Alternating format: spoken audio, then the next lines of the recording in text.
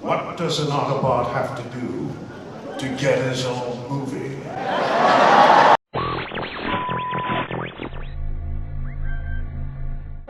As I believe the Earthlings say, lay it on me, man.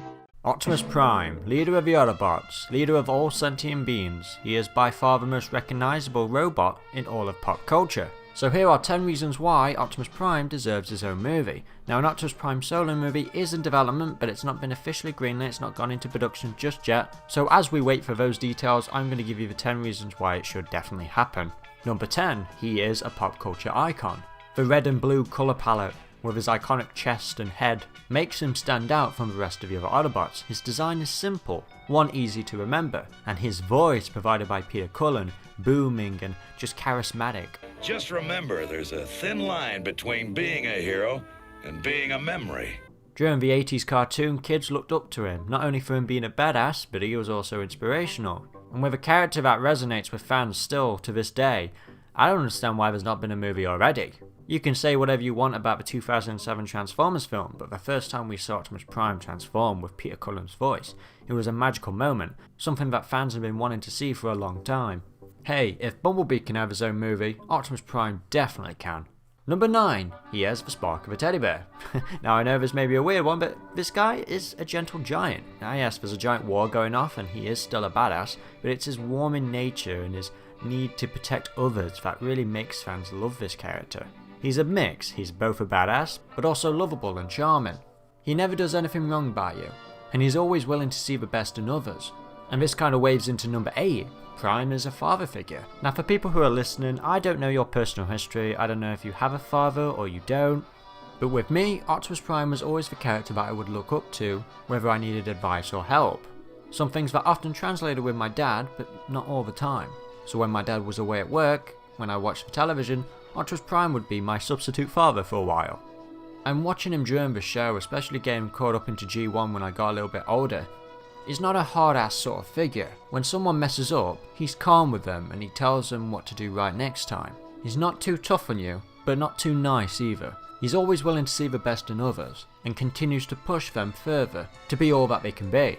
And even when the voice was provided by Gary Chalk during the Unicron trilogy, I still felt that, so the character of Optimus Prime has been consistent throughout all of his incarnations. He's a character that everyone looks up to and wants to be. I mean, Optimus Prime will carry that in Optimus Prime. At first he was frustrated and didn't know how to control his team, but he progressed along the way, and I'm sure there were moments where he was like, damn, how did Optimus Prime do it? Number 7. Optimus Prime never gives up. This is probably one of the most important characteristics to Optimus Prime's character. Even in tough and dire situations, Prime is always willing to fight back. He'll go as far as to sacrifice himself to make sure that the mission is done, to save his friends and family. Now there are many scenes that just show how Optimus Prime never gives up, but the one that sticks out to me is in Transformers Prime, as the Decepticons are about to cyberform Earth and Cybertron. Seeing the humans beg and cry out for Megatron to not destroy their planet, Optimus Prime, without hesitation, thinks of a quick plan to stop Megatron and even cuts off his arm in the process and destroys the very thing that could have saved their planet Cybertron. Sacrificing your home planet for another. That's one of the many things that make Optimus Prime great. They brought their war to Earth and they shouldn't pay the price for it. Yeah, gee, sometimes having Optimus Prime's job must be pretty difficult. This goes into number 6. He has so much lore and history. One of the many things that bizarred me when Paramount producer Lorenzo Di Bavonto said about making an Optimus Prime solo movie is that it'd be difficult because he's like Obi-Wan Kenobi. And how would you make an Obi-Wan Kenobi movie? There's not a lot that you can do with that. Well, if you go through the entire lore and history of Optimus Prime, if you dig deep enough, I think you'll find plenty of stuff to do with the character. His origin story, his relationship with Megatron, the Matrix and the Primes, the endless iterations of his character. There's so much of Optimus Prime that it's kind of hard to take in at first. And I guess it kind of weaves into number 5 as well. The Cybertron scene in Bumblebee, the last time we saw Prime getting surrounded by the Decepticons, kind of sets up his movie perfectly. Now if you're new to my channel, I have been talking about this a lot in my previous videos, and the last time we saw Prime he was surrounded by Shockwave, Soundwave, Shatter, Dropkick, all that kind of stuff. But the movie ends rather abruptly, and it's kind of like, well, what happened after that? You know, it's like, is this a setup, or are we just supposed to go, oh, it's Optimus Prime, he made it, because obviously he did, because we saw him at the end of the movie. And I'm like, well, if we do go ahead with an Optimus Prime solo movie, what a good setup of him escaping Cybertron from the Decepticons to go out into space to track down the other Autobots that he will find and regroup and join Bumblebee back on Earth, and it can kind of wrap up that kind of arc rather perfectly.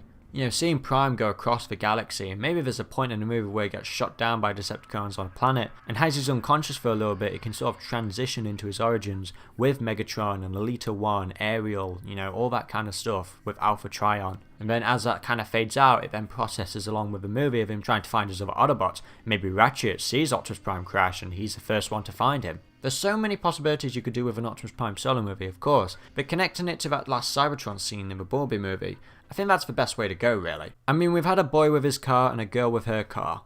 I really don't want to see a guy in his truck. Don't do another human and robot story, we've had plenty of them. Number 4. Peter Cullen deserves his own movie. Peter Cullen has a great voice. He's provided the voice of many lovable characters, but his most infamous one is Optimus Prime, and that's a big part of his legacy. But I really want to see Peter Cullen's voice true in action, carrying his own movie, because I feel like Peter Cullen can definitely do that. I mean, even though the guy's 77 years old, he's still full of life and full of energy. Age isn't slowing this guy down one bit, but him being the main centre of it, it's just going to be terrific. That guy knows Optimus Prime better than anybody, and I for one would really want to see him in the spotlight. Number 3, his relationship with other characters. Like, Prime is always willing to sacrifice himself for his friends. I think that's one of the many things that makes Optimus Prime great. Like I said, he never gives up, he's a father figure, and he has a spark of a teddy bear. And when situations become dire, he will be the first to jump in to save everyone else. Which would make the movie more impactful, because we don't want Optimus Prime to die, even though we've endured in it for many times. I feel like a movie would really keep us on our feet, hoping that the worst doesn't come, because we know for a fact that if the worst comes, Prime's the first one to jump in that well. But it's his relationship with his fellow Autobots that really earns that sacrifice, that you understand it, like you get it. I mean, when Optimus Prime shows up on the scene, all the Autobots are like stepping back. Okay, they know that this guy's going to get the job done. If only Hot Rod got that memo. But still, regardless. Number 2. Michael Bay didn't do him justice. Now I know that the Transformers movies have brought in a new audience and there are fans for these movies. I am a fan of these movies to an extent. There are definitely parts of the movies that I like, but then there's a lot of parts of the movies that I don't like. And one of the many things that I didn't like about the movies is their portrayal of Optimus Prime. Now he is still charismatic in some parts, but he really is there to be a badass. And him being a badass doesn't define his character. Yes, he's strong and a powerful presence, but like I said before, he's a father figure. He never gives up. He has the spark of a teddy bear. You know, he's a pop culture icon, and I never really got those feelings in those movies. There were only a few scenes that made me go, yes, this is the Optimus Prime I want. And one thing to give a Bumblebee movie praise for is that Optimus Prime, front and centre, cares about his Autobots. In the first 2 minutes of the Cybertron scene, you can see him really caring for his fellow Autobots, telling them to get back, telling them to escape quickly, making Bumblebee feel at ease for having to leave Cybertron.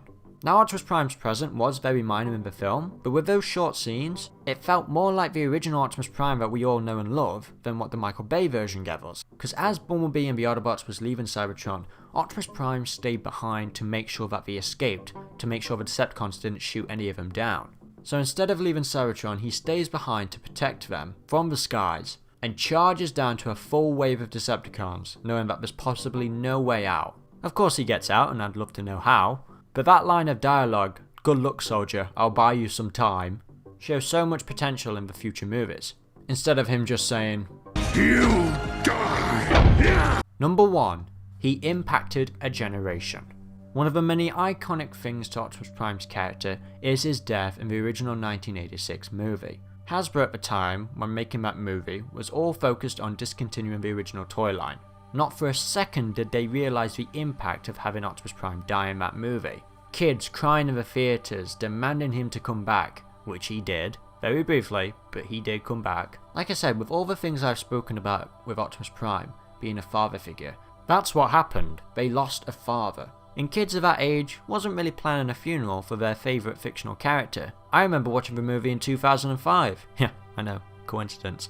I wasn't ready for it, and I watched that movie over 15 times in one day. Now granted, that movie is still amazing and is arguably my favourite Transformers movie there is, But damn, it really does hit you right in the stomach.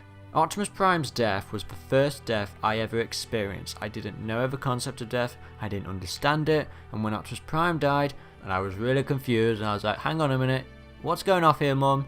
She's like, it's okay, he's gone to a special place. I'm like, when's he coming back? And I do feel like if it wasn't for that death, Transformers may not have been relevant as it was today in the same way, because it showed Hasbro that fans care about these characters, and they will continue to live on forever. And that's why I think Optimus Prime deserves his own movie. Until that day, till all are one. Anyway guys, these are my top 10 reasons on why Optimus Prime deserves his own solo movie. Let me know what you think in the comment section below. What would you like to see in an Optimus Prime solo movie? Would you like it to just be an origin movie, or would you like it to kind of weave into the Bumblebee plot? If you're new to this channel, be sure to like, comment and subscribe, and click on that notification bell to get all updates, especially on Transformers stuff, instantly. Until the next video guys, it's been Comodin and Cam, and goodbye.